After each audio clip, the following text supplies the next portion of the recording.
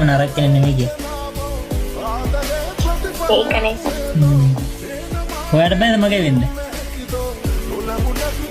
උනා වෙන්න. එහෙමද?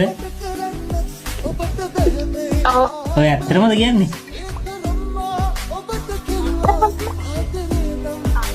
කියලා. එහෙනම් උම්මයක් දෙන්න. මේ පොඩ්ඩක් ඉඳලා දාලා කෝල් එකක් ගන්නවා. හරි. ඉන්නේ. හෙලෝ ඇයි දැන් මම කෝල් ආන්සර් කරන්නේ නැත්තේ? නෑ ඉතින් වැඩේ කරලා ඉන්නේ ඉතින්. එහෙමද? එහෙම තමයි. මෙච්චරලා කෝල් කට් කර කර කොහෙද හිටියේ? අනේ ඉතින් හිටියේ. එහෙමද?